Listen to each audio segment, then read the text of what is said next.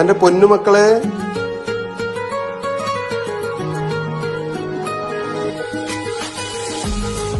മോനിപ്പാ അസ്സലാമലൈക്കും. അലൈഹിസ്സലാം. കാക്ക എത്ര വർത്താനോ? സുഖല്ലേ? ബുദ്ധിമുട്ടുന്നുണ്ടായില്ലേ? കസ്റ്റംസിന് പ്രശ്നം ഉണ്ടായില്ല? എത്ര അവിടുത്തെ മട്ടോ ചൂട് ഇങ്ങനെ നല്ല ചൂടെന്നൊക്കെ പറഞ്ഞു. നല്ല ചൂടാ. എത്ര ഹോട്ടലില് കച്ചവടമൊക്കെ ഉണ്ടാ? കച്ചവടം നല്ല കച്ചവടാണ്. പക്ഷെ ഡ്യൂട്ടി ടൈം കണ്ടമാനുണ്ട്. 14 മണിക്കൂർ പണിയെടുക്കണം. എന്നെ അതിനകത്ത് കയറി രാത്രി അറിയാൻ പറ്റുള്ളൂ. അത്രയും പണിയാ. ശമ്പളം പറയാനോ ഒരേ ശമ്പളം, ഒരു മാറ്റമൊന്നും വന്നിട്ടില്ല. അങ്ങനെയൊക്കെ എണീട്ടല്ലേ? അങ്ങനെ വരുന്നു. ആ അല്ലയാ. അസ്സലാമലൈക്കും. വലൈക്കും സലാം. അങ്ങനെയൊക്കെയാണ് കാര്യങ്ങൾ കിടപ്പില്ലേ? ഇപ്പൊ ഇവിടെ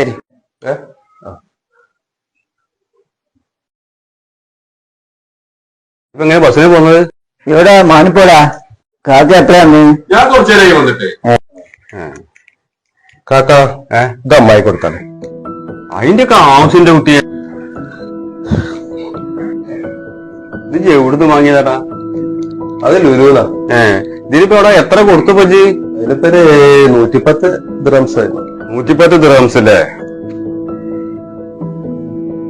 ഇതിനിപ്പോ ഇന്ത്യന്റെ 2500 ഉറുപ്പ്യ ഇതിന്റെ കണക്ക് പ്രകാരം.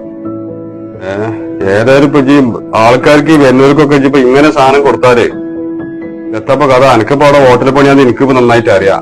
ഇജ്ജ് ഒരു കാര്യം ചെയ്യേ, കാക്കാനെ കുട്ടി ഇതാടെ വെക്ക്. തെറ്റ കാക്കകള്. അല്ല അത് പറഞ്ഞാൽ പറ്റില്ല.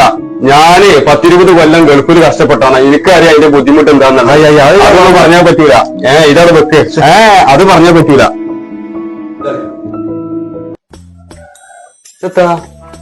സ്പ്രേ ഇത് എവിടുന്ന വാങ്ങിയടാ?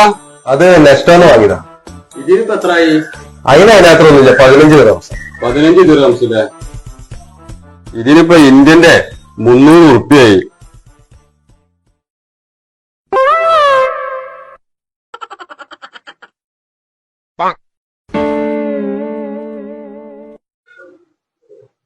എന്നാ പോ. എനിക്ക് വേണ്ട, എനിക്ക് വേണ്ട. എന്റെ പൈസയൊന്നുമില്ല, എന്റെ പൈസയില്ല. ഇങ്ങനെ നമ്മളെ കുടുംബക്കാരും അയൽവാസികളൊക്കെ ഉമ്മാര് തീരുമാനം എടുക്കുകയാണെന്നുവെച്ചെങ്കില് 2 കൊല്ലം കൂടുമ്പോ വരുന്ന ആൾക്കാർക്ക് മൂന്നാം മാസം വന്നു കണ്ട് തെരഞ്ഞു പെണ്ണിനും കുട്ടികളും കണ്ടിട്ട് പോയിക്കൂടെ?